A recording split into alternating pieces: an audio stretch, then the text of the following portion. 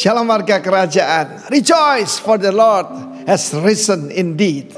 Bagaimana orang tahu bahwa Yesus itu sungguh-sungguh hidup dalam hidup kita? Saya sampaikan minggu yang lalu, dia melenyapkan kedukaan. Dia melenyapkan kebimbangan, keraguan-raguan, dan juga ketakutan. Tapi hari ini saya mau bicara apalagi yang dikerjakan Yesus setelah dia bangkit. Pertama-tama dia menunjukkan kepada murid-muridnya, tunggu aku di Galilea. Semua murid menunggu Yesus. Tetapi menunggu itu tidak mudah ternyata, ya. Dan Petrus berkata, aku menangkap ikan. Just to kill the time, maybe. Dan Tuhan menunjukkan mereka sudah jadi rasul, sudah membangkitkan orang mati, menyembuhkan orang sakit dan sebagainya. Bahkan mengabarkan tentang Kristus dan sudah mengalami ketemu Kristus yang hidup. Ya, apa yang terjadi saudaraku? Mereka yaitu gagal faham. Untuk apa mereka ke Galilea? To meet the Lord, untuk bertemu dengan Tuhan. Kita sedang menantikan kedatangan Kristus kedua. Kebangkitan ini artinya kita menantikan kedatangannya, ya. Karena kita nanti akan merayakan kenaikannya ke sorga, pencurahan Roh Kudus, dan menunggu kedatangannya. Tetapi yang luar biasa di sini, banyak orang bunuh diri. Why? Shame and guilt. Shame itu malu, dan kedua rasa bersalah. Kita tahu bahwa dua hal ini tidak bisa diselesaikan dengan ilmu apapun, maaf. Tapi yang hanya bisa diselesaikan oleh kuasa Tuhan. Ketika Yesus di atas kayu salib, dia itu ditelanjangi sama sekali. Dan salibnya itu bukan di dalam kota atau tempat tertutup. Semua orang yang jarang sekali orang dihukum mati secara terbuka. Ada terjadi Timur Tengah yang pancung kepala dan sebagainya, rajam batu. Tapi ini betul-betul ditelanjangi. Tujuannya apa? Memberikan efek takut kepada orang yang melihatnya. Dan saudaraku, Yesus sudah tanggung itu buat saudara dan saya. Shame. Perhatikan orang yang dikuasai oleh ketakutan. Mereka menundukkan kepalanya. Mereka takut seperti budak. Salah satu nama Tuhan yang diperkenalkan oleh King David adalah He is the lifter of my head. Karena itu segala rasa malu karena bersalah dan juga guilty feeling. Banyak orang kenapa membunuh diri, benci pada dirinya sendiri, ya. Ada rasa bersalah. Rasa bersalah tidak bisa dihilangkan dengan apapun, apalagi cuma dengan obat penenang dan sebagainya. Yang bisa adalah perjumpaan dengan Kristus. Kristus bertanya kepada Simon yang nyangkal dia 3 kali, yang sumpah tidak kenal dengan dia. Dia tanya, Simon Baryona, Simon anak Yunus, apa engkau mengasihi aku? Ditanya 3 kali, saudara. Jadi confession itu penting sekali. He is the high priest of our confession. Dia imam besar pengakuan kita. Ya, karena itu jangan mengaku yang salah, mengaku karena korbannya dan kebangkitannya kita menerima hidup yang kekal. Amin. Kita menerima hidupnya Allah sendiri. Zoe, aionion zoe. Ya, hidupnya Allah yang kekal, saudaraku. Bahkan kematian pun tidak lagi menakutkan seperti dulu. Dia tanya 3 kali. Dan Simon make a confession. Lord, you know everything. I love you, Lord. Aku mengasihi engkau. Cuma aku terbatas. Aku tidak bisa agapao. Mengasihi engkau dengan agape, sebab itu hanya dari engkau. Ya, firman Allah berkata bukan kita mengasihi Tuhan, Tuhan lebih dulu mengasihi kita. God doesn't has love, He is love, God is love. Dan dia mengaku 3 kali. Dan Tuhan angkat dia menjadi pemimpin yang hebat. Bahkan saudaraku, pada waktu Roh Kudus dicurahkan, Simon Peter, dia bukan lagi Simon, anak Yunus, tapi dia adalah Petrus, hamba Tuhan, Kefas, batu yang dipakai oleh Tuhan is a living stone. Karena itu yang mendengarkan yang mungkin ada rasa bersalah, jangan cari kompensasi apapun. Datang pada Kristus dan darahnya akan menyucikan kita dari segala malu dan rasa bersalah. Tuhan berkati Anda semua. Amin. Shalom. Saya belum dengar suara jemaat Tuhan sore hari ini. Shalom. Shalom. Berikan sukacita, tepuk tangan, sorak-sorai buat Yesus Tuhan. Kita sambut Raja mulia Yesus hadir di sini, siap untuk memberkati kita semua. Amin. Saya ajak semua untuk buka hati kita lebar-lebar sore hari ini. Bekerjalah ya Roh Kudus atas setiap kami. Kami membuka hati kami lebar-lebar untuk Tuhan jamah. Bekerjalah ya Roh Kudus. Kami mau masuk ruang Maha Kudus-Mu, kami mau masuk hadirat-Mu. Hadirat-Mu yang menguatkan, hadirat-Mu yang menyucikan kami, hadirat-Mu yang memulihkan, hadirat-Mu yang menyembuhkan, hadirat-Mu yang memberikan kami kelegaan dan penghiburan pada sore hari ini. Kami siap beribadah Tuhan, kami siap menyambut Raja Mulia, kami siap bersorak-sorai, dan kami siap memuji nama Tuhan. Di dalam nama Tuhan Yesus, kami sudah berdoa. Haleluya, haleluya Tuhan, amin, amin. Penuhi hatiku dengan hadir-Mu,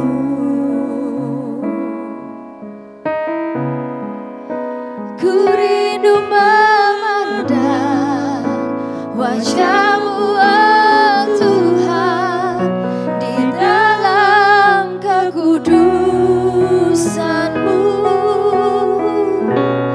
Bawaku dekat dalam hal-Mu, ku rindu mendengar suara-Mu, oh Tuhan, di tempat kudus-Mu sekarang. Ku rasakan kasih-Mu dan indahnya kekudusan-Mu. Penuhi dengan kasih-Mu, diam di hadirat-Mu, ku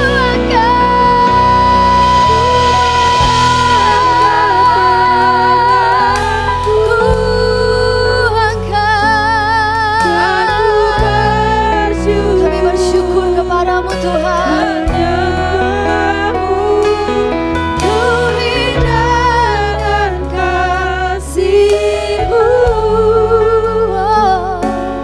diam di hadirat-Mu.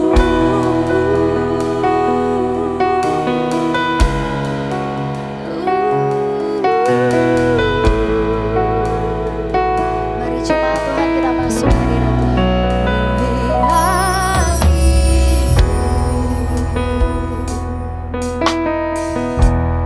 Dengan hadirat-Mu,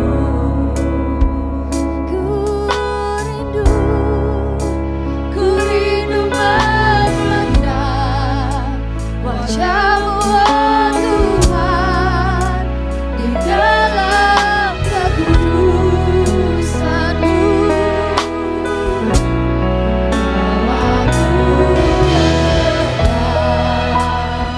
Bawaku dekat dalam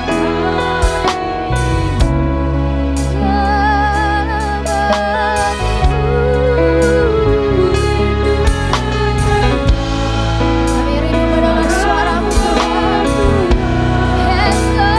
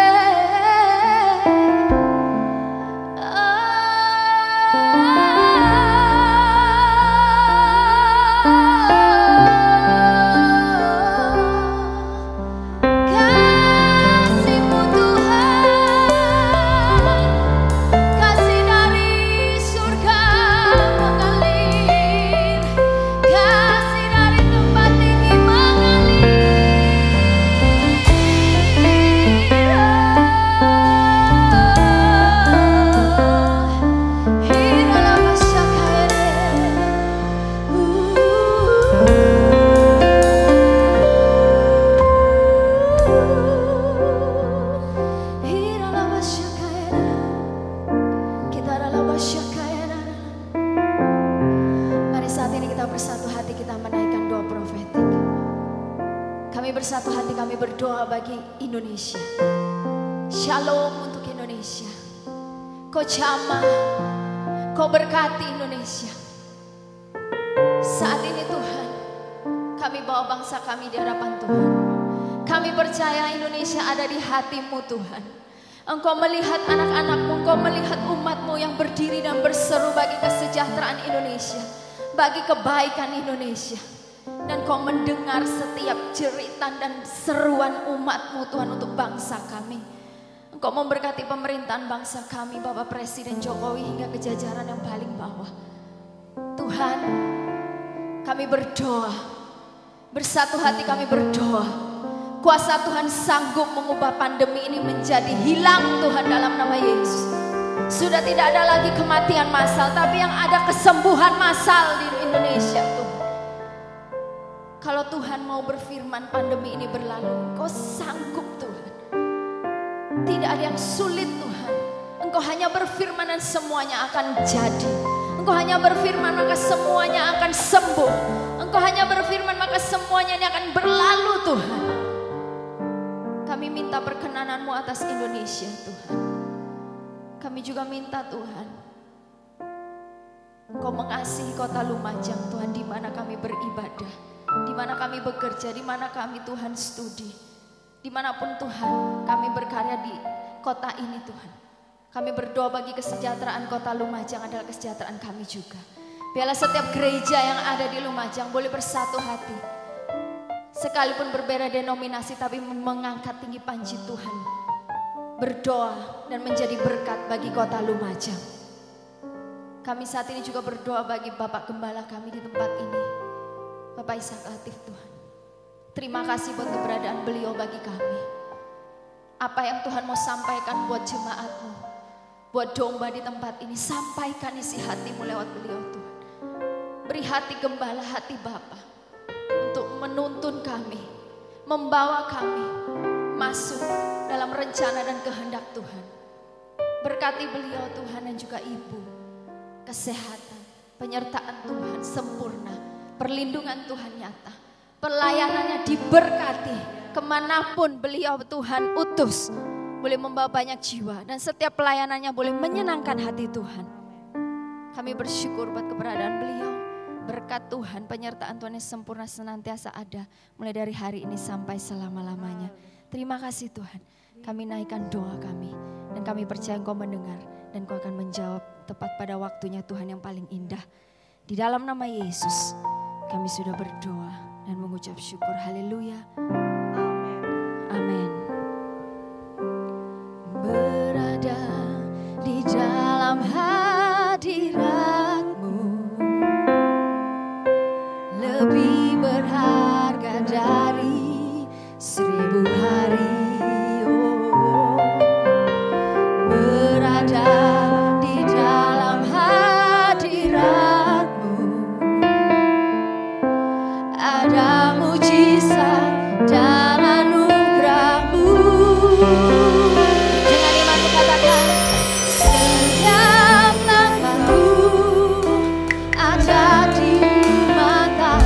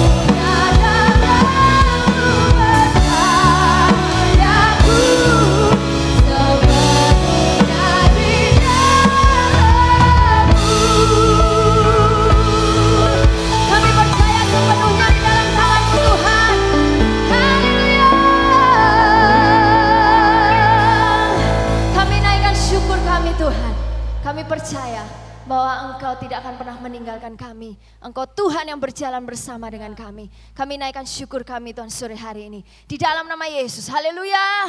Amin. Sorak-sorai buat Yesus Tuhan. Kami mau naikkan syukur kami sebab Tuhan baik. Selama-lamanya Tuhan Yesus baik. Haleluya.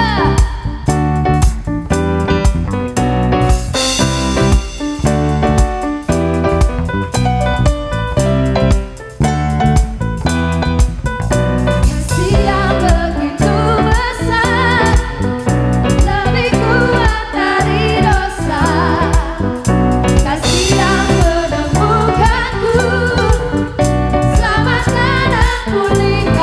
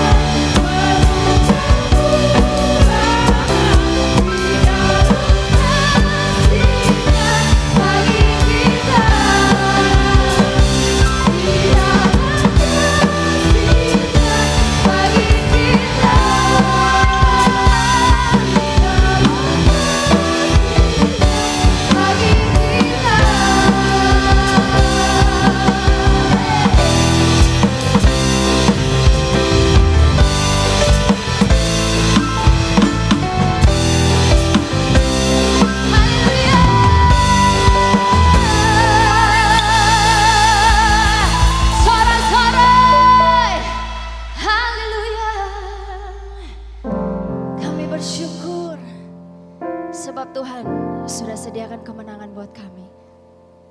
Malam hari ini beri kami telinga seorang murid, hati seorang hamba, untuk kami mendengar firman Tuhan. Apa yang jadi isi hatimu Tuhan sampaikan lewat hamba-Mu. Berfirmanlah Tuhan Yesus, kami siap untuk mendengarkan. Di dalam nama Yesus, haleluya, amin.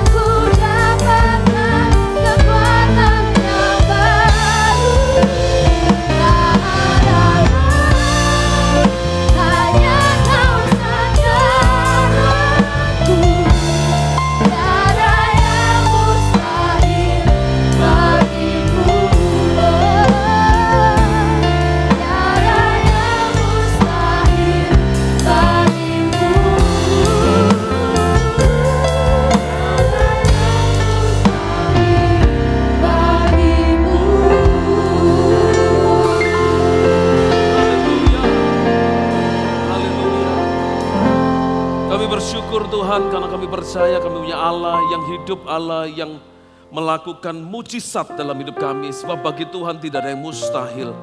Dan kami bersyukur dalam setiap musim kehidupan kami. Kami percaya Engkau ada bersama kami. Engkau selalu menyertai kami untuk memberikan kekuatan dan kemenangan bagi kami. Itu sebabnya kami tidak takut menghadapi segala tantangan, halangan dan rintangan apapun. Sebab Tuhan yang menyertai kami itu mampu mengalahkan segala perkara yang ada di hadapan kami. Terima kasih, kami mengucap syukur buat sore hari ini. Kiranya Tuhan boleh memberkati kami melalui firman-Mu. Dan kami percaya melalui kuasa firman yang dibagikan, kami semua diberkati, bahkan hidup kami diubahkan.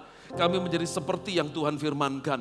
Biarlah the spirit of wisdom and the spirit of revelation, roh hikmat dan roh pewahyuan tercurah melimpah dalam setiap hidup kami. Sehingga kami boleh mengerti dan paham akan setiap perkataan firman yang dibagikan. Terima kasih berbicara buat kami Tuhan, kami siap diberkati melalui firman-Mu dengan hati yang terbuka, dengan penuh ucapan syukur di dalam nama Tuhan Yesus Kristus. Mari semua yang siap diberkati melalui firman Tuhan ini, sama-sama kita katakan, amin. Kita berikan tepuk tangan yang paling meriah buat Tuhan kita, haleluya. Puji Tuhan. Silakan duduk Bapak Ibu Saudara sekalian yang diberkati Tuhan, shalom. Shalom semuanya. Bagaimana kabarnya, sehat? Haleluya, puji Tuhan. Baik, saudaraku, Jangan lupa sebelum saya sampaikan firman Tuhan, jangan lupa kita sedang menggalang dana untuk bakti sosial kita, yaitu Gempita ya, Gerakan Memberkati dan Peduli Kota. Kita akan sedang kumpulkan 400 paket, saudaraku ya, 400 paket, satu paket masing-masing 100.000, jadi saudara bisa menabur bersama-sama, kita akan memberikan bersama-sama supaya kita semua boleh jadi berkat buat kota kita. Oke, puji Tuhan. Baik, boleh ditampilkan PowerPoint saya. Tema kita di bulan April ini masih guide, saudaraku ya. Guide artinya dipimpin, dibimbing. Kita semua, judul khotbah saya pada hari ini adalah Puzzle of Life. Puzzle of Life itu adalah potongan-potongan kehidupan ya. Setiap peristiwa, setiap kejadian yang kita alami itu merupakan puzzle, potongan-potongan yang kita rangkai. Kalau kita bisa ada sebagaimana kita ada saat ini, itu merupakan rangkaian, kumpulan daripada potongan-potongan peristiwa, potongan-potongan semua pengalaman kehidupan kita. Ya. Tapi sebelum itu kita akan lihat dulu ilustrasi video singkat ini.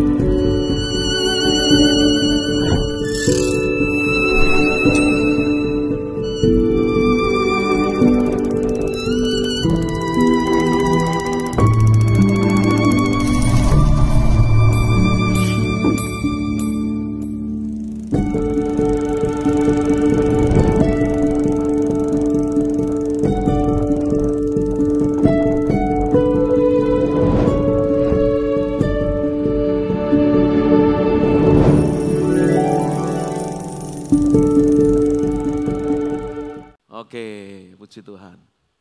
Nah, Bapak Ibu Saudara dikasihi Tuhan, itu ilustrasi dari perjalanan hidup kita sebagai seorang manusia. Ya, dari roh lahir menjadi bayi, kemudian bertumbuh jadi remaja, kemudian menjadi dewasa, ketemu dengan pasangan hidup, menikah, punya anak, dan kemudian bertumbuh jadi tua, anak-anak jadi besar, anak-anak punya jalan hidupnya sendiri. Tadinya mereka berkumpul berempat, ya, papa, mama, anak dua, saudaraku, tapi karena anak-anak semuanya kehidupannya sendiri, menikah, punya keluarganya masing-masing, maka orang tua kembali berdua lagi, saudaraku ya. Nah pada waktu perjalanan mereka berdua, saudaraku, maka salah satu dari mereka sesuai dengan ketentuan Tuhan, dengan waktunya Tuhan, mereka harus meninggalkan yang satu dan kembali kepada kekekalan. Kalau dilihat dari gambar tadi ini, video tadi ini, maka yang istri, yang mama, yang istri yang meninggal duluan sehingga kemudian digambarkan seperti api yang terus berjalan ke dalam alam kekekalan. Itulah perjalanan hidup kita. Itulah journey ya, perjalanan hidup kita sebagai seorang manusia. Dan saudara tahu bahwa hidup di dunia ini itu waktunya singkat. Jadi saudara mesti perhatikan baik-baik. Saudara mesti atur semua pola pikir dan kehidupan saudara, semua skala prioritas saudara, agar supaya apa yang singkat di dunia ini itu menentukan sesuatu yang baik di dalam kekekalan. Karena kita tahu di dalam kekekalan itu hanya ada dua pilihan, kalau bukan sorga ya neraka. Kalau kita salah memilih, salah beraktivitas, salah dalam prioritas, salah dalam melangkah, salah dalam menyusun puzzle of life kita, maka kita bisa berakhir di tempat yang salah juga, yaitu di dalam neraka yang kekal. Yang singkat ini menentukan yang kekal. Kekal itu hanya ada dua pilihan, surga atau neraka. Nah itu sebabnya saudaraku jangan sampai salah di dalam melangkah, di dalam membangun sebuah kehidupan, menempatkan pasal-pasal kehidupan saudara, supaya pada waktu kita telah menyelesaikan semuanya, yaitu selama kita hidup di dunia ini, maka pada akhirnya kita bisa happy ending. in the afterlife, di dalam kekekalan, di kerajaan sorga bersama dengan Tuhan Yesus. Amin. Nah, sekarang kita belajar sama-sama ya. Puzzle of life, saudaraku dikasih Tuhan. Nah, saudara tahu ini permainan puzzle seperti ini, saudaraku. Sebuah gambar besar yang pada akhirnya dibagi dengan gambar-gambar kecil, saudaraku ya. Nah, saudara lihat yang sebelah sini ini gambarnya potongannya lebih besar-besar, lebih mudah. Yang sebelah sini potongannya lebih kecil. Saya pernah punya teman dulu hobinya masang puzzle. Ya, teman saya ini ada di Malang, tapi puluhan tahun yang lalu. Sekarang tidak pernah ketemu. Sekarang. Dia punya hobi nyusun puzzle itu. Sekarang. Puzzle-nya itu main ukurannya bisa 1 meter sampai 3 meter. Sepanjang hari, bukan sepanjang hari, pulang kantor, selesai dia makan bersama keluarga. Ketika anak-anak sudah tidur, dia meneruskan hobinya, nyusun puzzle itu. Berbulan-bulan sampai selesai yang namanya 1 meter kali 3 meter atau mungkin 2 meter kali 3 meter dan sebagainya. Sebuah gambar yang rumit dengan potongan puzzle yang lebih kecil. Jumlahnya juga ribuan. Nah demikian juga dengan hidup kita. Tetapi kunci daripada keberhasilan menyusun puzzle ini adalah gambar utuhnya. Amin. Selama saudara bisa tahu, bisa mendapatkan gambar utuhnya, maka kita bisa meniru, bisa memasang, dan bisa dipimpin, dibimbing dengan gambar utuh ini untuk meletakkan puzzle demi puzzle, potongan kecil demi potongan kecil yang demikian banyak ini, yang bisa kita tempatkan di tempat yang tepat. Jadi kuncinya itu ada di gambar utuhnya, gambar besarnya. Gambar besarnya tentang apa? Tentang pohon, tentang pemandangan, tentang sebuah kota, atau mungkin tentang hutan yang lebat dan sebagainya. Saudara, banyak sekali gambarnya. Ya, nah saudaraku dikasih Tuhan, itu sebabnya kunci yang pertama kalau mau sukses meletakkan puzzle dalam kehidupan kita, puzzle of life kita, maka saudara mesti temukan dulu gambar besarnya. Yaitu rancangan Tuhan, tujuan Allah di dalam menciptakan kita. Nah saudaraku, pada waktu Allah itu menciptakan kita, membentuk kita di dalam kandungan ibu kita, maka dia menciptakan kita itu, saudaraku, lengkap dengan tujuannya. Lengkap dengan rencananya yang besar dan mulia. Di dalam Mazmur 139 ayat 13 sampai 16 dikatakan begini, sebab engkau yang membentuk buah pinggangku, menenun aku dalam kandungan ibuku, aku bersyukur kepadamu oleh karena kejadianku dahsyat dan ajaib apa yang kau buat, dan jiwaku benar-benar menyadarinya. Tulang-tulangku tidak terlindung bagimu ketika aku dijadikan di tempat yang tersembunyi, dan aku direkam di bagian-bagian bumi yang paling bawah. Matamu melihat selagi aku bakal anak, dan di dalam kitabmu semuanya tertulis hari-hari yang akan dibentuk sebelum ada satu pun daripadanya. Jadi sejak kita ada dalam kandungan ibu kita, masih disebut sebagai bakal anak, itu Tuhan sudah menetapkan. Tuhan sudah menginstal, memberi program, memberikan gambaran rancangan yang besar dan mulia itu, dan menuliskan hari-hari yang belum terjadi pada waktu kita belum dilahirkan, belum kejadian kita dilahirkan, dan belum kejadian kita melangkah dalam kehidupan kita dari waktu ke waktu, belum terjadi. Tuhan sudah menuliskannya menjadi sebuah gambaran utuh, gambaran besar yang utuh, yaitu gambaran tentang perjalanan kehidupan kita. Sudah ada. Nah oleh sebab itu, supaya saudara tidak salah menempatkan pasal demi pasal dalam hidup saudara, potongan-potongan peristiwa, potongan-potongan keputusan dan pilihan yang saudara ambil tidak salah, maka kita mesti tahu dulu gambaran utuh kita, gambaran besarnya, yaitu rancangan Tuhan dalam hidup saudara dan saya. Ya. Nah saudara-saudaraku dikasih Tuhan, di dalam Yeremia 29 ayat 11 dikatakan begini, aku ini mengetahui rancangan-rancangan apa yang ada padaku mengenai kamu. Demikianlah firman Tuhan, yaitu rancangan damai sejahtera, bukan rancangan kecelakaan, untuk memberikan kepadamu hari depan yang penuh harapan. Jadi saudaraku, big plan-nya, rancangan besarnya, ya complete picture-nya, gambar utuhnya itu adalah hari depan yang indah penuh harapan. Rancangan Tuhan yang penuh damai sejahtera, itu yang dia siapkan buat saudara dan saya. Tetapi seringkali kita kita temukan bahwa apa yang Tuhan rencanakan, apa yang Tuhan telah putuskan, apa yang menjadi rancangan Tuhan yang besar dan mulia itu dalam hidup kita tidak mampu untuk memahami. Yesaya 55, 8 dan 9 dikatakan begini saudaraku. Sebab rancanganku bukan rancanganmu dan jalanmu bukanlah jalanku, kata Tuhan. Demikianlah firman Tuhan, seperti tingginya langit dari bumi, demikianlah tingginya jalanku dari jalanmu dan rancanganku dari rancanganmu.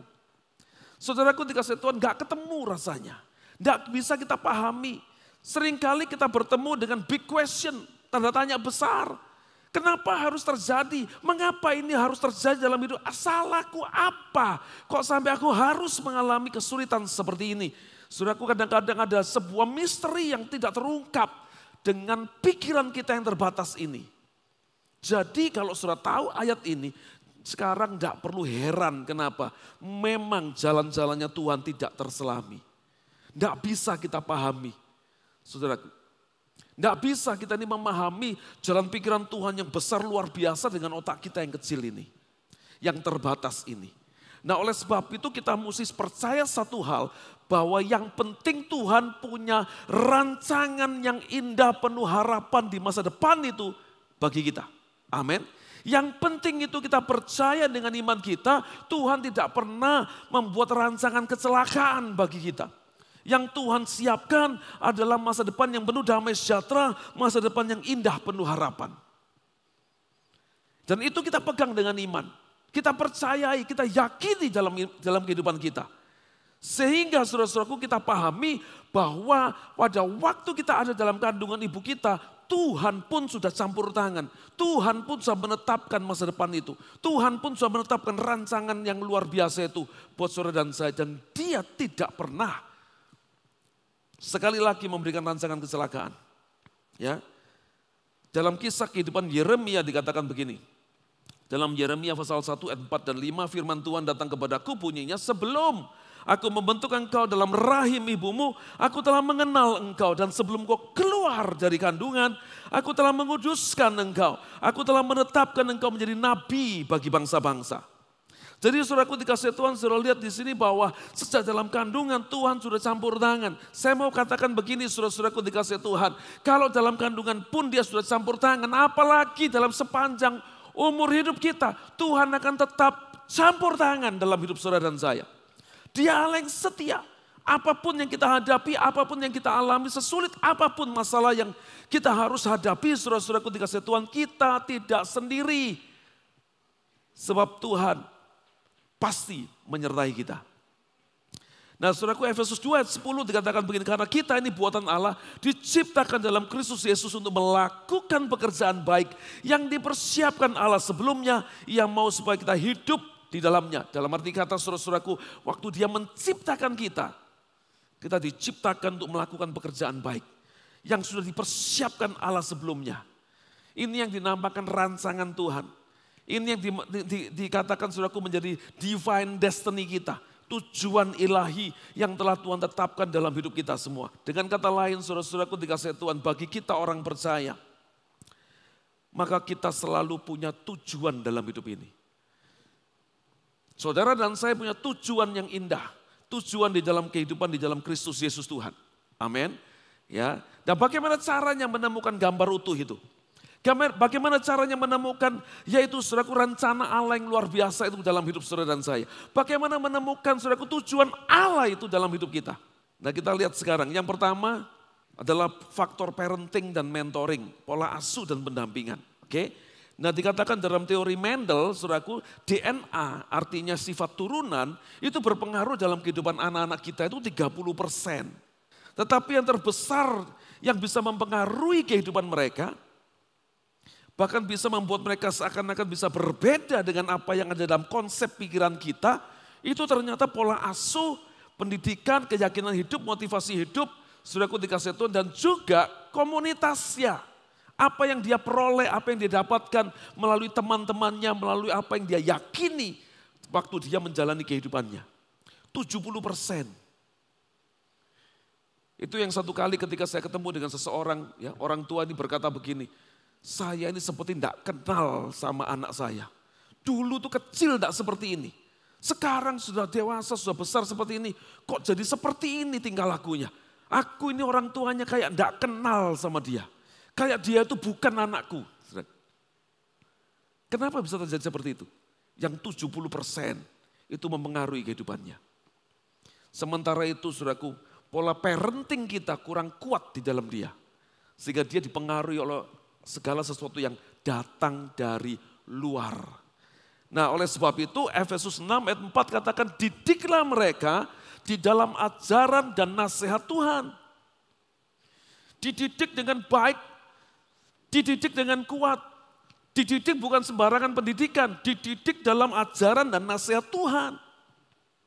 Bukan cuma dididik disuruh sekolah belajar matematika, sejarah, bukan disuruh belajar mengenai bagaimana saudaraku mungkin bisa jadi insinyur yang baik, jadi dokter yang baik. Itu semua baik, itu semua tidak salah.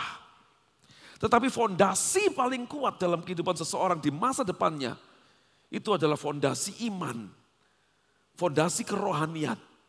Saudara masih ingat video tadi yang saya putar? Semua yang kita pelajari di sekolah, baik itu tentang ilmu pengetahuan, ya.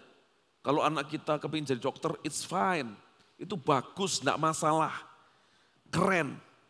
Anak kita mau jadi insinyur, keren. Psikolog, keren, ya. Anak kita mau jadi misalnya, saudaraku, apapun yang mereka inginkan itu enggak salah, saudaraku, dikasih Tuhan. Tapi ingat, kalau cuma sekedar itu yang mereka capai, itu yang mereka cari, itu cuma berguna hanya pada waktu mereka hidup di dunia. Aku mau jadi pengusaha sukses, Pak. Bagus. Berarti kita didiknya juga enggak salah. Tapi kalau kemudian ada anak kita bilang begini, saudaraku, aku mau jadi narkoba aja, Pak, keren banget, Bang, ngelihat orang sakau, keren banget, Pak. Wah ini orang yang salah, ini pasti. Ya kan, saudaraku. Ini pasti orang yang salah. Kalau anaknya jadi kepinginnya seperti itu, saudaraku, ya kan. Nah, saudaraku dikasih Tuhan, enggak salah. Tetapi saudara lihat, itu hanya akan terjadi di masa mereka hidup di dunia. Ingat film tadi. Dan ternyata masa hidup kita di dunia ini terbatas. Alkitab mencatat 70 tahun. Kalau kita kuat 80 tahun. Selebihnya penderitaan. Lah kalau 90 tahun Pak, bonus. Yang hidupnya dijamin, kesehatannya dijamin, semua sudah tersedia. Kalau sudah mati, belum selesai urusannya. Karena kemudian setelah mati apa? Tubuh jasmaninya kembali kepada debu tanah. Hancur saudaraku karena dimakamkan. Tetapi rohnya akan terus hidup. Lain yang belayan. Hidupnya ini kemana? Insinyur kita, dokter kita, sarjana kita, ijazah S3 kita, tidak lagi bisa menentukan arah ini. Tidak bisa kita pakai untuk jadi tiket ke sorga. Kecuali semua yang kita capai di dunia ini, kita lakukan di dalam kebenaran firman Tuhan. Firman Tuhan membawa kita kepada kekekalan. Bukannya terus salah yang kuliah S1, S2, S3, jadi sarjana, jadi pengusaha sukses. Apa salah Pak? Tidak salah, itu keren. Tapi akan lebih keren lagi kalau saudara adalah orang yang benar-benar cinta Tuhan. Amin. Nah, saudaraku dikasih Tuhan, Amsal 22:6 katakan, oleh sebab itu didiklah orang muda menurut jalan yang patut baginya. Supaya mereka itu dibangun di atas fondasi yang kuat. Kalau besok mereka sukses jadi sarjana, mereka jadi sarjana yang baik, yang cinta Tuhan. Yang tahu tentang tujuan hidupnya. Kalau mereka jadi pengusaha sukses, punya pabrik besar, karyawannya ribuan. Mereka jadi pengusaha sukses yang cinta Tuhan. Yang tahu tujuan hidupnya. Yang tahu untuk apa dia diberkati jadi pengusaha sukses. Dan ketika dia mencapai semua keberhasilan itu, keluarga bahagia, keluarganya semua sehat, kekayaannya luar biasa, pencapaiannya luar biasa, saudara-saudaraku, dia tidak kehilangan, yaitu jati dirinya, yaitu bahwa semua yang dia capai, semua oleh karena anugerah Tuhan. Sehingga ketika dia sukses mencapai semua pencapaian yang luar biasa itu, dia tetap rendah hati dan tidak menjadi sombong. Karena orang yang sombong dibenci sama Tuhan. Nangkep? Amin. Itu gunanya mendidik anak-anak kita di dalam ajaran dan nasihat Tuhan. Mendidik anak-anak kita itu dengan jalan yang patut baginya. Itu agar supaya mereka itu punya mental yang kuat, punya kerohanian yang kuat. Sehingga kalau Tuhan memberkati mereka, maka mereka tidak goyah. Tetap cinta Tuhan, tidak cinta uang. Sebab akar segala kejahatan itu karena cinta uang. Tetapi kalau cinta Tuhan, otomatis uang Tuhan percayakan kepada mereka yang cinta kepadanya. Amin. Oleh sebab itu Matius 6:33 katakan begini, carilah dahulu kerajaan Allah dan kebenarannya, maka semuanya akan ditambahkan kepadamu. Jangan dibalik. Cari dulu duitnya, nantikan Tuhannya, imannya, kerohaniannya ditambahkan, tidak bisa.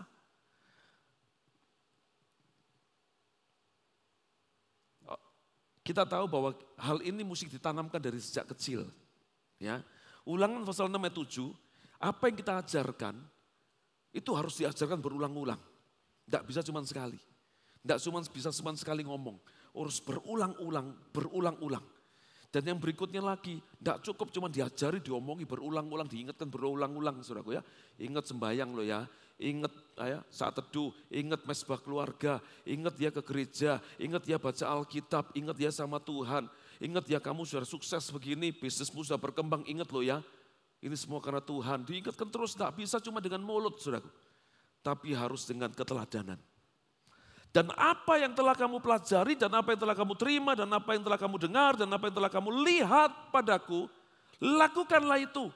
Itu nasihat dari Rasul Paulus kepada saudaraku dikasih Tuhan, yaitu jemaat di Filipi. Supaya dia mengingat, melihat, dan melakukan saudaraku apa yang dia lihat dalam diri Paulus. Dan saudara-saudaraku dikasih Tuhan, itu sebabnya keteladanan ini penting. Saya pernah sekolah di sebuah tempat yang sekolahnya Peter Wagner. Motonya di sana begini, when the action speak louder than word, di mana tindakan itu berbicara lebih keras, lebih berdampak, lebih berpengaruh daripada kata-kata. Waktu kita melihat ibadah secara online di rumah, waktu kita ada di dalam sebuah gedung gereja, duduk bersama anak-anak kita, di rumah nonton sampean. Di rumah mengikuti ibadah secara online dan itu kita lakukan bersama dengan anak-anak kita. Mereka akan lihat sikap hati kita, bahasa tubuh kita. Mereka akan lihat orang tuanya respect apa enggak, orang tuanya sikapnya seperti apa. Itu salah satu yang kemudian masuk terrekam dalam otak mereka. Dan itu berdampak, berpengaruh dalam hidup mereka. Dan itu tidak bisa sekali. Harus berulang-ulang. Sampai kemudian itu menjadi sebuah kebiasaan kalau kita ibadah, attitude kita, body language kita, bahasa tubuh kita, itu seperti ini. Anak-anakmu lihat, anak-anakmu meneladani. Dan akhirnya itu jadi sebuah kebiasaan dari anak-anak. Karena dia melihat sikap orang tuanya. Amin. Keteladanan itu berdampak sangat besar. Itulah pola asuh atau parenting, saudaraku ya. Dan anak-anak didampingi terus. Mentoring dengan cara jadi teladan dalam hidup mereka. Sampai kapan? Sampai kita orang tua meninggal. Kita harus terus memposisikan diri kita sebagai teladan buat anak-anak kita. Sampai sekarang saya lihat mama saya, doanya, ngingetin saya baca di WA grup keluarga, apa yang dia sampaikan kepada adik-adik saya, kepada ponaan saya, cucu ponaan saya, apa yang dia sampaikan, apa yang mereka bicarakan. Saya belajar, saya memperhatikan. Tidak pernah berhenti tugasnya orang tua, kita sebagai orang tua. Kapan berhentinya? Kalau kita sudah mati, kalau kita sudah meninggal, selesai. Tapi sebelum kita meninggal, kita tetap bisa kasih dampak, berkontribusi dalam kehidupan anak-anak kita. Kemana anak-anak kita kalau punya masalah, punya persoalan, mereka harus mengadu, mereka harus curhat, mereka minta nasihat, mereka minta dikuatkan kepada orang tua, salah satunya. Setuju katakan amin? Jadilah orang tua yang sungguh-sungguh boleh jadi mentor buat anak-anak kita ketika mereka sudah mulai dewasa. Jadi sahabat, jadi teman buat mereka, jadi teman curhat yang dapat dipercaya, kekuatan yang bisa diandalkan.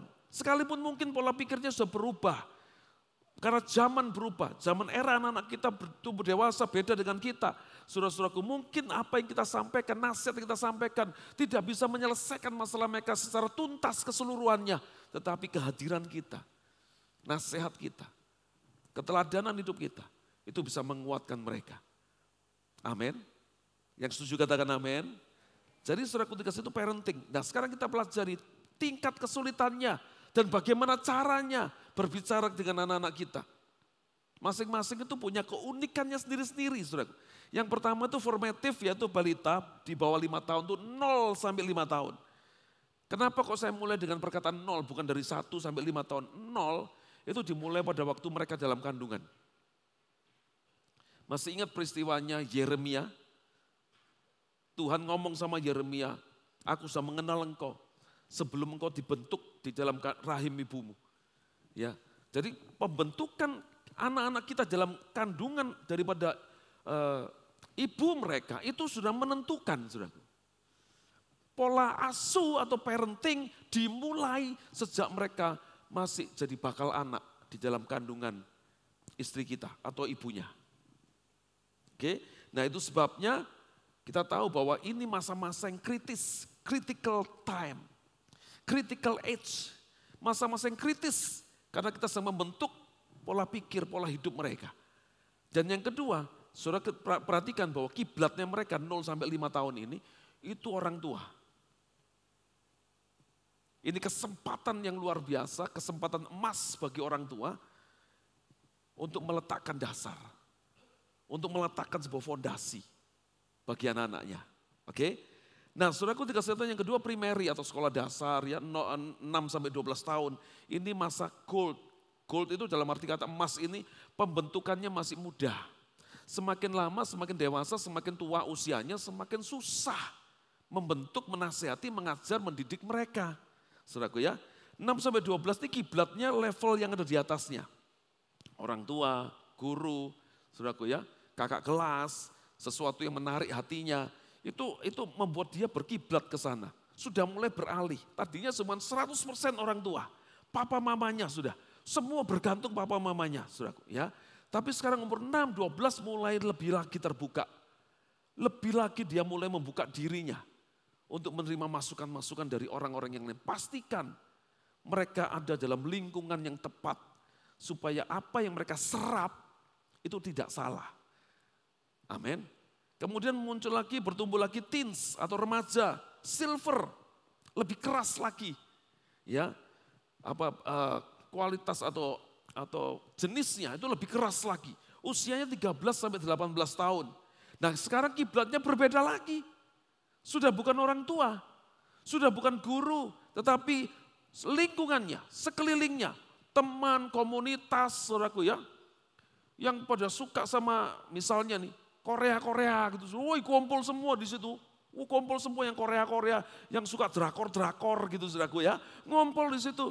Bahkan saya ketemu ada yang punya grup di situ. Loh ini kamu grup kok ada? Ya dimasuk-masukin jadi grup pecinta drakor. Grup pecinta semua yang Korea. K-pop, ya saudaraku ya itu.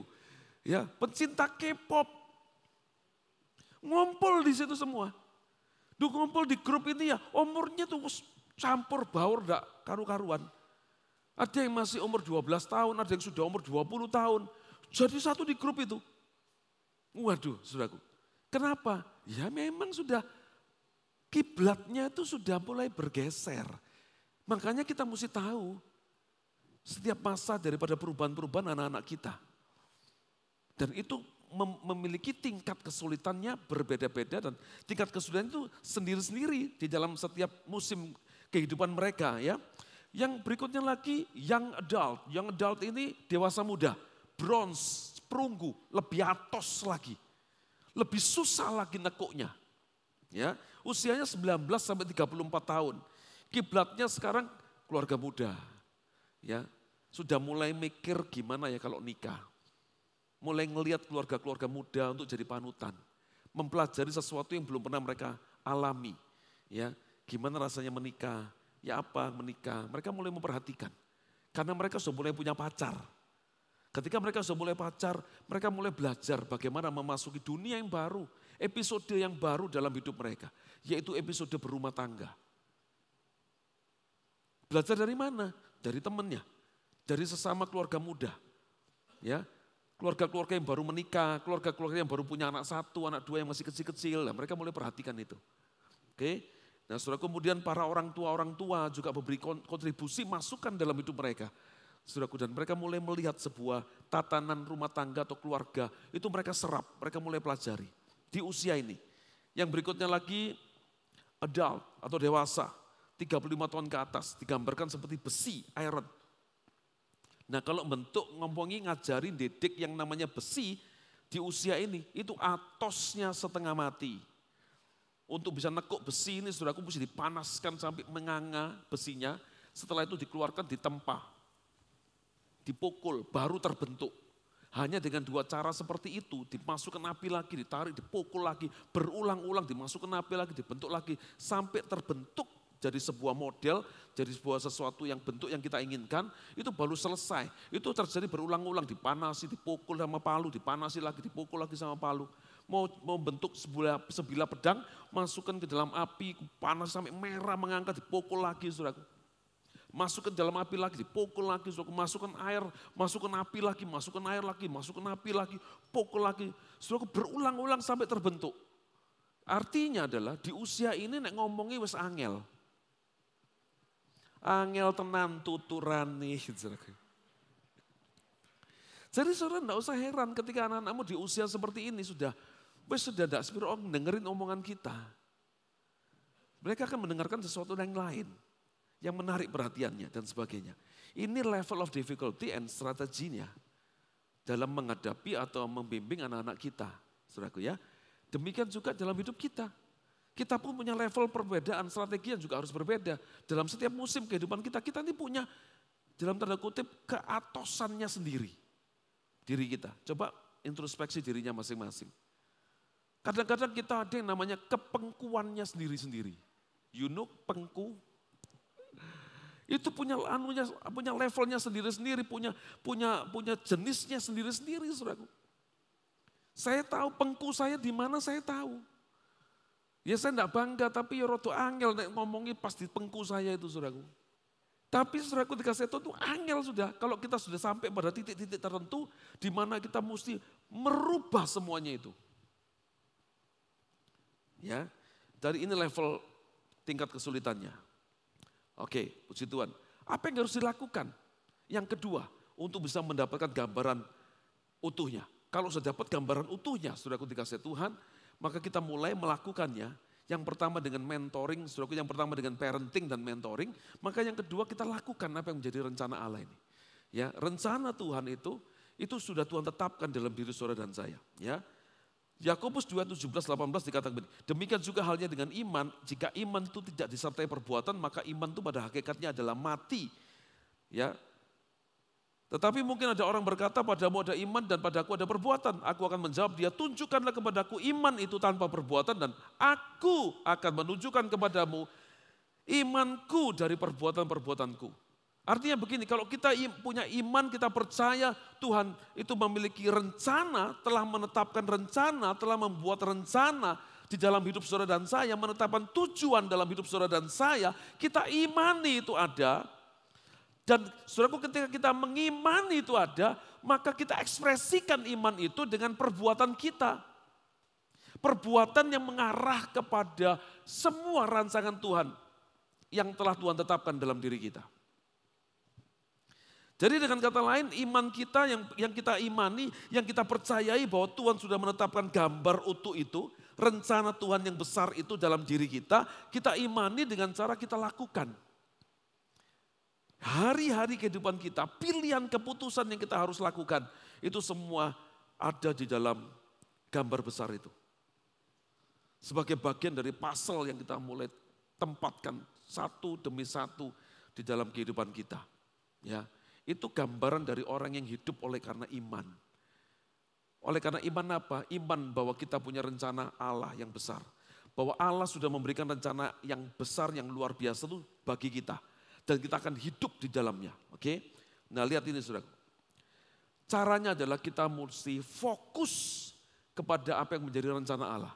Apa yang menjadi tujuan Allah. Apa yang menjadi panggilan Allah di dalam diri kita. Saudara-saudara. Ya. Dan kemudian setelah kita fokus, kita menemukan apa yang menjadi tujuan Allah, apa yang menjadi rencana Allah, sudah ketemu dengan gambar besarnya, kita sudah mulai menempatkan pasal kita satu demi satu, kita mesti konsisten dan fokus dan dilakukan saudaraku dikasih Tuhan. Secara terus menerus. 1 Timotius 4 ayat 14-15 katakan begini, jangan lalai dalam mempergunakan karunia yang ada padamu, yang telah diberikan kepadamu oleh nubuat dan dengan penumpangan tangan sidang penatua, perhatikanlah semuanya itu dan hiduplah di dalamnya supaya kemajuanmu nyata kepada semua orang. Dalam arti kata saudara-saudaraku dikasih Tuhan, waktu kita mendapatkan gambar utuhnya, dapat mengerti paham dengan rencana Allah, maka sesungguhnya Tuhan itu mengaruniakan kepada kita talenta dan karunia untuk kita bisa melakukan, menyelesaikan apa yang menjadi rencana Allah itu dalam diri saudara dan saya. Dengan kata lain saudara-saudaraku, rencana Allah itu ada dalam diri karunia, ada di dalam ekspresi karunia dan talenta kita.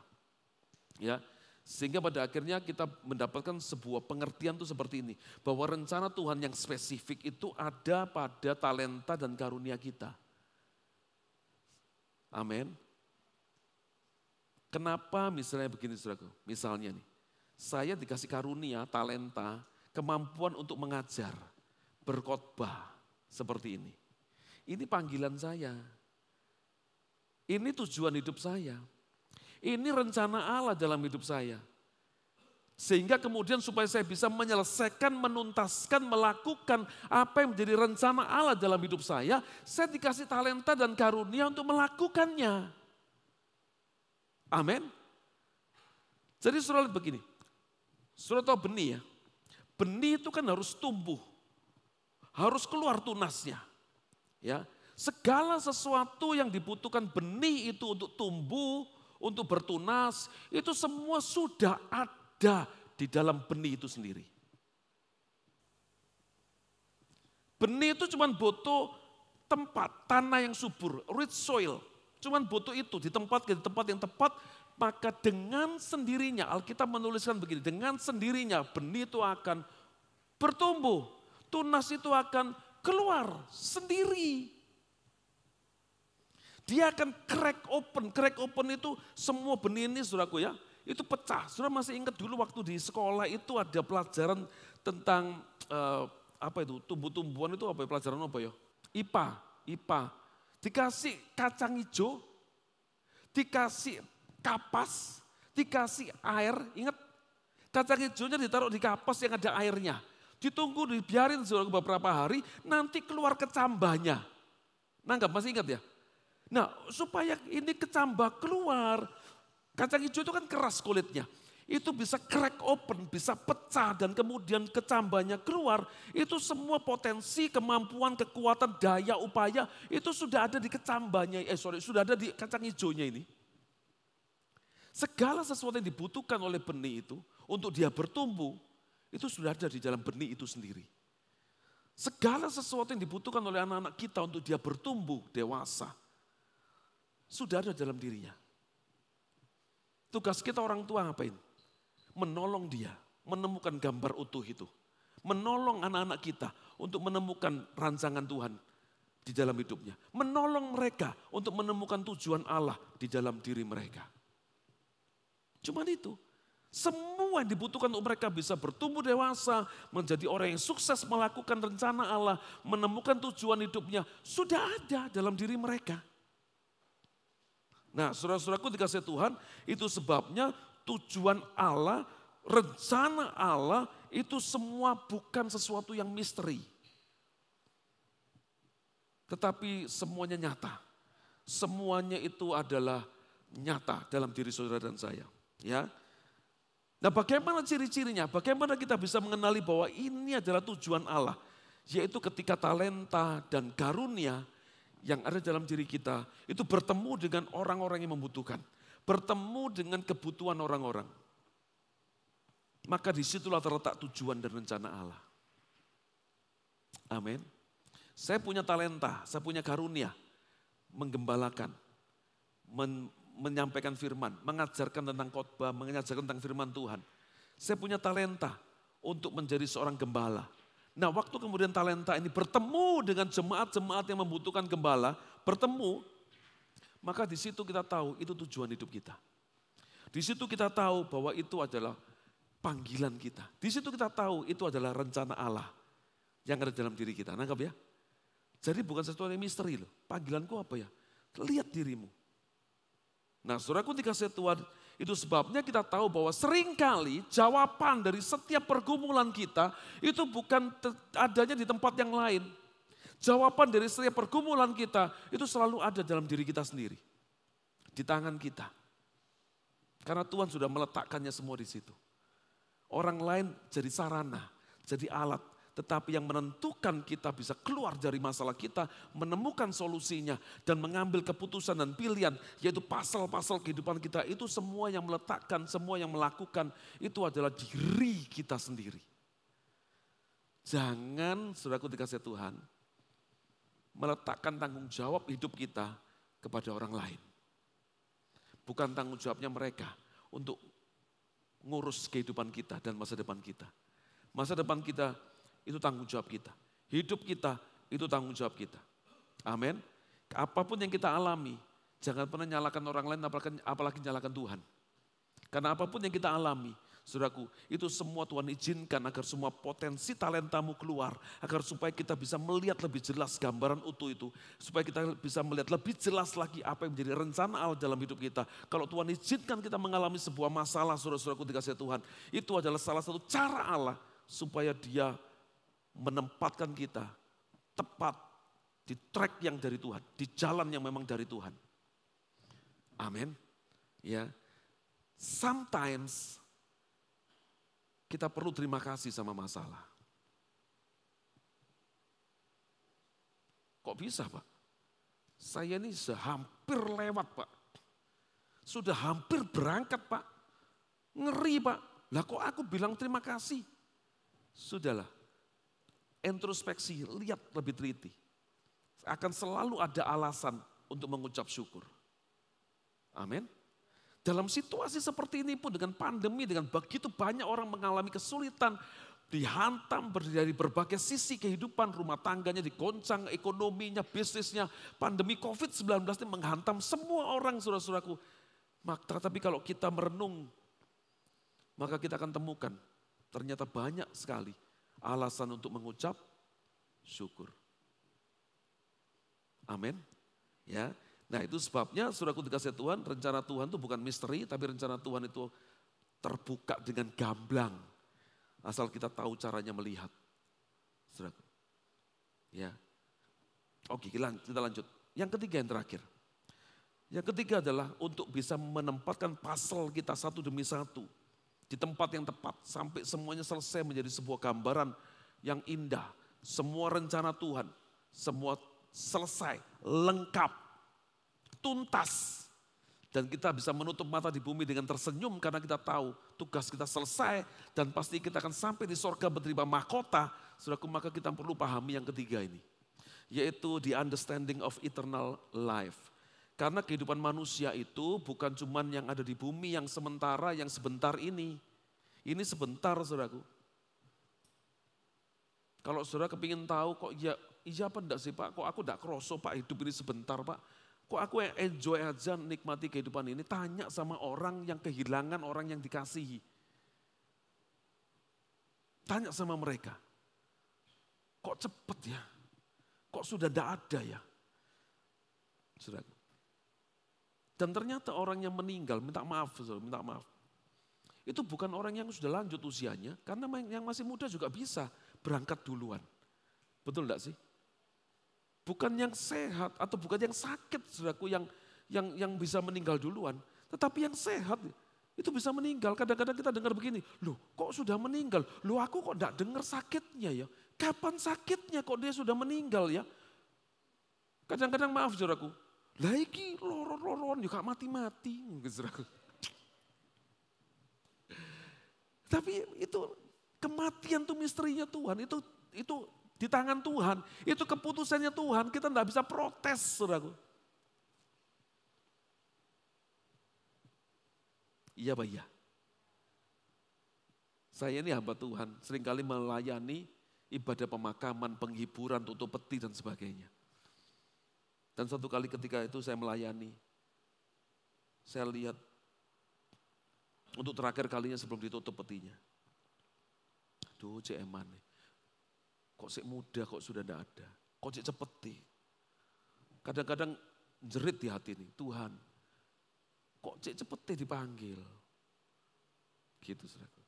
Tapi sekali lagi, jalanku bukan jalanmu. Setingginya langit dari bumi itulah jalan-jalanku dari jalan-jalanmu. Tidak bisa paham kadang-kadang apa yang jadi jalan pikirannya Tuhan. Tetapi yang kita bisa pahami adalah apa yang menjadi panggilan kita. Rencana Tuhan dalam hidup kita itu bisa kita pahami. Dengan cara apa? Perhatikan apa yang ada di tangan kita. Talenta, karunia. Tuhan kasih apa? Passion di dalam hati ini. Kalau saudara sering kali jatuh belas kasihan sama orang, ya itu passionmu, ya itu panggilanmu. Itu bagian dari rencana Allah. Dikasih kemurahan hati, saudara. Tapi jangan sampai kemurahan hati yang tertukar. Pernah lihat artikel itu? Kemurahan hati yang tertukar. Tahu? Kemurahan hati yang tertukar, tahu? Mau tak ceritain? Oke. Kemurahan hati yang tertukar. Ibu-ibu nih ke pasar. Jagung berapa ini? 5.000 Pak. Ya kan? Ujuk larangnya 5.000. Di kono lo 4.000. Karena kadang-kadang maaf ya, di sini sampai saya enggak ada. Ibu-ibu tuh kalau bisa menawar dan dapat harga murah, bangganya luar biasa saudaraku. Di kono murah, lho aku oleh murah. Mosok sih murah, lah aku oleh sakmene. Kon gak iso nawar, kon belajar sama ini kalau soal nawar itu loh dapat murah. Makanya sering-sering kemudian dulu waktu saya masih tinggal di Surabaya, yang jadi tempat favorit itu di Pasar Atom. Pasar Atom itu bukan fix price, bisa nego, bisa nawar. Saya tanya begini, aku tidak pernah menikmati nawar-nawar itu, lebih baik sudah harganya pasti, wis dibeli, suka dibeli, mampu dibeli, tidak mampu ya sudah, tidak suka ya sudah. Tapi nawar-nawaran itu aku gak ngerti, apa cara nawar. Oh Pak, di dalam proses tawar-menawar ada seninya Pak. Bapak pernah baca yang namanya seni perang Sun Tzu, wih sampai Sun Tzu barang disebut suraku ya. Kemudian Samkok, suraku, waduh itu ngawur suraku panjang lebar suraku atasin nawar kain di Pasar Atom itu sampai ilmu perangnya Samkok lah, ya kan, Sun Tzu lah gitu suraku ya. Tapi di situ kepuasannya, gitu. Pedagang jagung di pasar jual jagung harganya 5.000, untungnya berapa sih gitu suraku ya. Itu ditawar dan punya kepuasan kalau bisa nawar. Dan setelah nawar jagung dibayar suraku, wes gini Bu, enggak apa-apa wes. Aku beli banyak, potong harganya. Nah ya kan. Enggak iso nek 4.000, Bu, aku loh untungnya mak sedikit. 5.000, ya wes gini, aku tuku akeh. Aku beli, ya ini berapa bungkus ini? 5 bungkus, berarti 5.000, 25.000. Wes 20 ae, 5 ya. 20.000, aku beli banyak loh. Ya wes lah 20.000, nang tek dagangannya uang 20.000 yang kecil itu saudaraku diginiin sama dia. Laris. 20.000 untungnya berapa loh duit itu? Laris. Sing tuku kayu laris gitu saudaraku ya. Selesai beli jagung saudaraku, dia ibu naik mobilnya lagi. Janjian sama temennya makan di restoran di sebuah kota, di kota itu saudaraku. Restoran yang mewah, yang mahal. Makan di situ sama temennya, waduh saudaraku. Ibu-ibu nek mangan pesennya akeh mangane titik. Pesen ini, oke. Sak sendok, mari wis. Sing liyane bungkus. Nendak ya wis di. dibuang, dikasihin orang. Pokoknya yang penting dia nyicip, dia makan. Pelayan tolong, berapa harganya? Oh ya, ini Bu, yang datang bosnya sendiri. Wah, pelanggan setia. Cawan, tahu cawan enggak? Ya ini mari belanja di pasar kan pagi, cawan selamat pagi. Selamat pagi sih, widuh, dari mana cantiknya rek gitu ya kan. Ini loh biayanya bilnya. Wah, berapa habisnya nih? 250.000. Ah ya, oke. Keluar duit 50 ribuan 6 biji. Atau kalau enggak 100 ribuan 3 biji. Nih kok, tuh sebentar tak ambil susu ya. Oh enggak usah, wis ambil. Tips, kasih tips. Enggak usah bang. Ya kamsa ya. Oh iya sih kamsa, besok di sini lagi ya gitu. Ya kan? Iya sih, makasih gitu. Ini kemurahan hati yang tertukar. Bisa nangkap? Ibu-ibu jual jagung ditawar saudaraku. 4.000. Ndak iso lho Ci, 4.000 lho aku untuk dari mana? Ya wis aku tuku akeh wis pokoknya dipotong. Oh ya wis kayak pelaris. Di sisi lain dia kasih tips begitu banyak sama orang sing ndak butuh duitnya. Wong dia pengusaha restoran yang duitnya banyak. Ini ibu-ibu jual jagung ini saudaraku duit dari mana? Gak ngumpulin duit kecil. Ini kemurahan hati yang tertukar. Harusnya dia bermurah hati sama orang yang membutuhkan. Setuju katakan amin. Betul enggak sih? Jangan-jangan kita yang ngalamin saudaraku. Enggak ya. Nah saudaraku dikasih Tuhan, apa yang kita kerjakan, kita lakukan, itu bermula dari apa yang kita pikirkan. Waktu kita tahu kita punya gambar utuh itu, waktu kita tahu kita punya rencana Allah, punya tujuan Allah, punya talenta dan karunia Tuhan sudah percayakan dalam diri kita. Saudara-saudaraku dikasih Tuhan, maka kita mesti pergunakan dengan efektif dan efisien. Sadarilah yang pertama, supaya kita ini bisa noto pasal kita dengan baik, tepat sampai semua gambarnya itu lengkap. Kalau sudah lengkap gambarnya, apa yang terjadi? Rest in peace kita. Kalau sudah lengkap, wis entek. Nah, pasal yang terakhir, potongan yang terakhir tempel. Wah, selesai, lengkap. Mati kita. Karena tugasnya selesai. Gambarnya utuhnya selesai. Rencana Allah dalam diri kita sudah tuntas kita selesaikan di bumi ini. Maka kita akan kembali untuk terima upah di kerajaan surga yang kekal. Amin. Maka sadarilah waktu kita tidak banyak. Karena hidup di dunia ini singkat. Life is short. Itu sebabnya pergunakan waktu yang ada. Bukan untuk melakukan kehendak Allah. Bukan untuk melakukan kehendak manusia. Tapi untuk melakukan kehendak Allah. Amin. Yang kedua, pahamilah bahwa eternal life is real. Hidup kekal itu nyata. Seperti gambaran video tadi.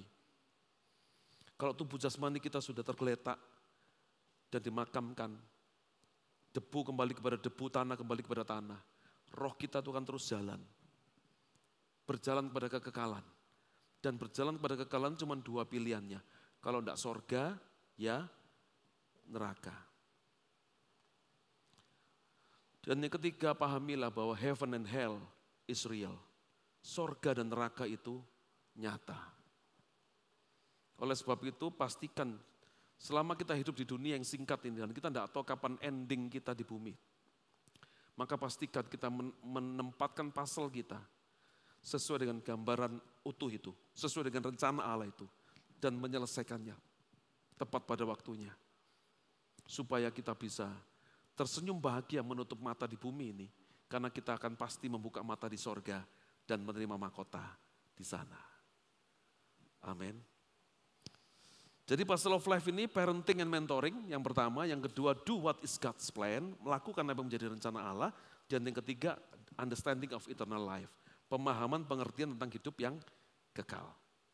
Amin. Jadi 3 langkah itu yang membuat kita bisa noto hidup ini. Supaya tidak salah dalam memilih dan memutuskan, dan supaya tidak salah dengan kemurahan hati kita. Jangan sampai kita melakukan kemurahan hati yang tertukar. Amin.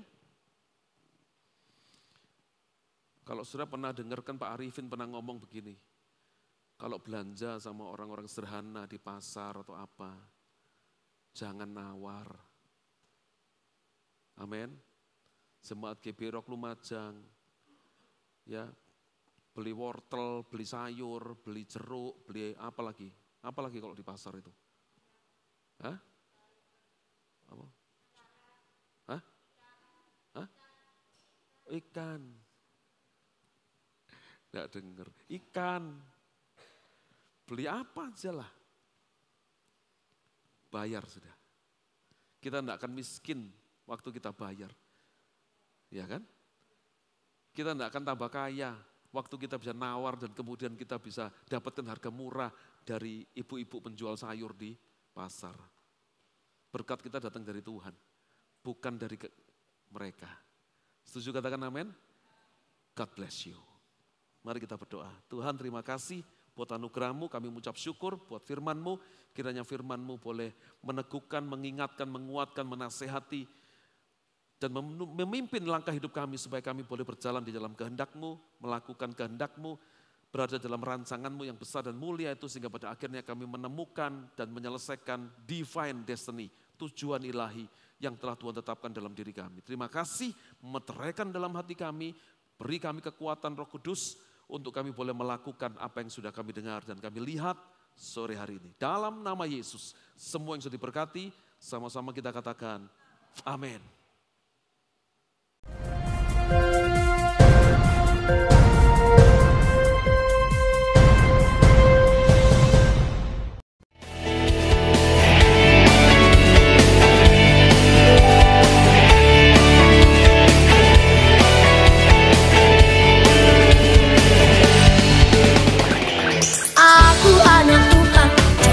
Sekarang tak mau serupa dengan dunia.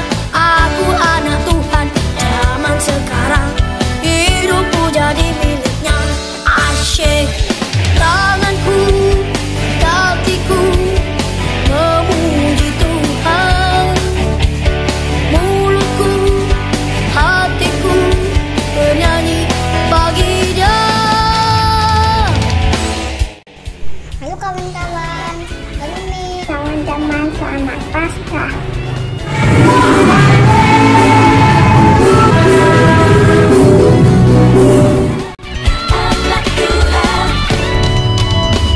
Tanganku, kakiku memuji Tuhan, mulutku, hatiku bernyanyi bagi Dia, bagi Dia.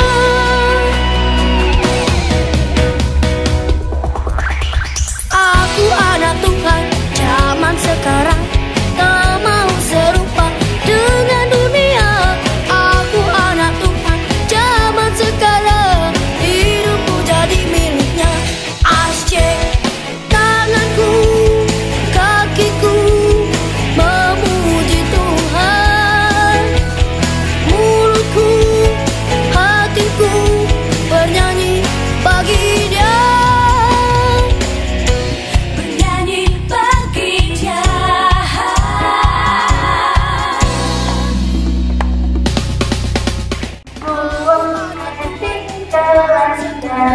Namun beruntung muda, kaki polera lemu, sopong dindele aset sir pondole ngomong sir pondole.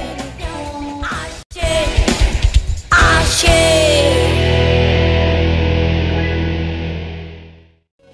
dalam bawa doa kami kepadamu, sesuatu yang besar pasti terjadi dan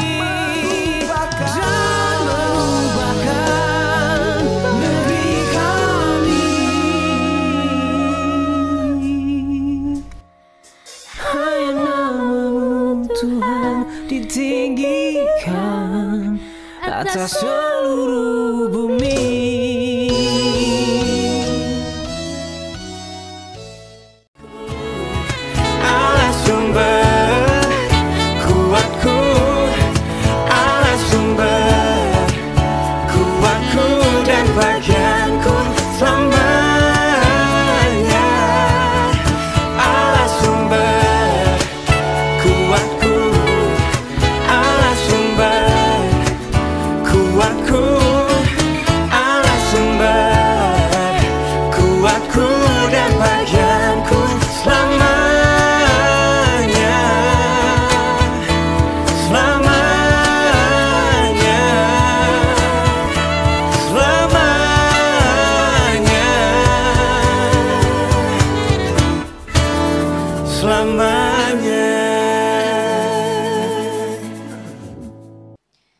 Mari kita sambut anak-anak raja.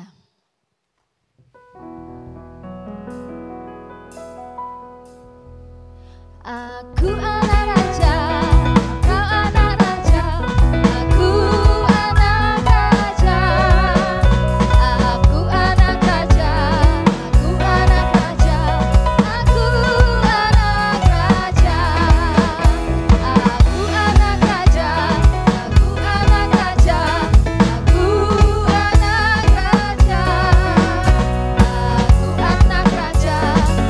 anak raja, aku anak raja.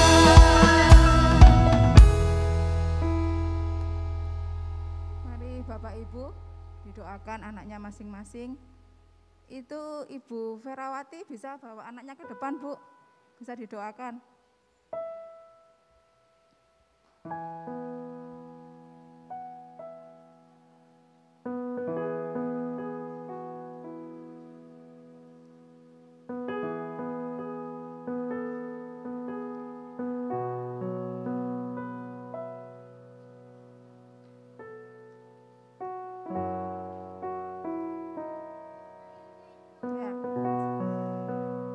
Mari Bapak Ibu kita berdiri bersama-sama, kita doakan anak-anak kita.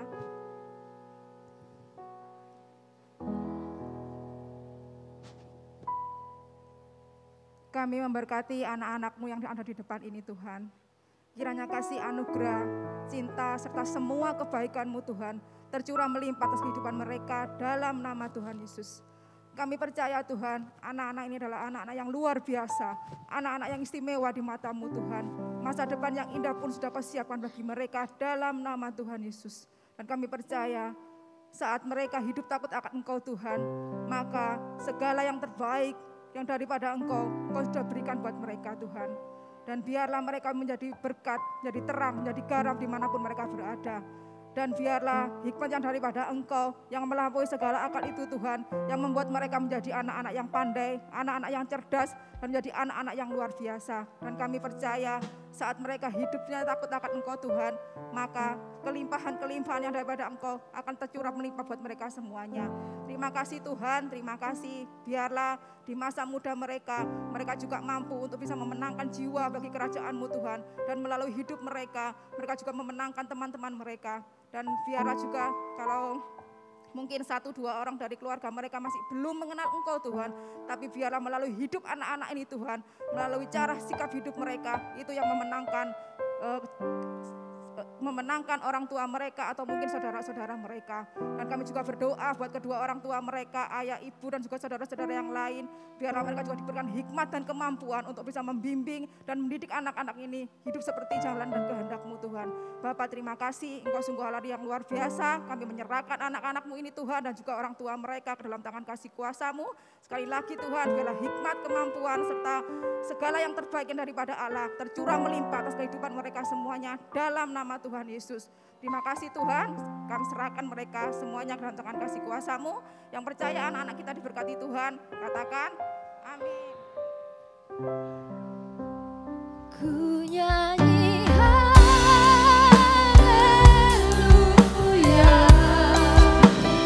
ku nyanyi haleluya, sungguh Kau hebat, ajaib perkasa. Ku nyanyi haleluya.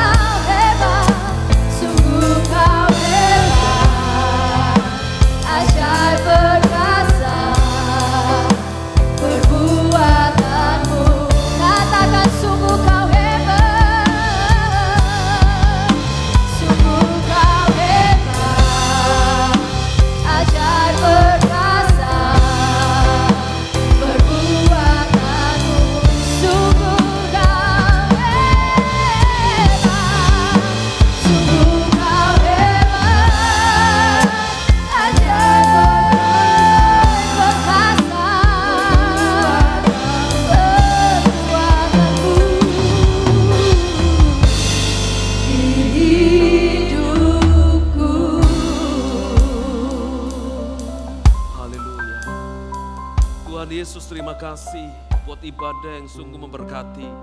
Kami dijamah, kami diubahkan, kami nikmati hadirat-Mu.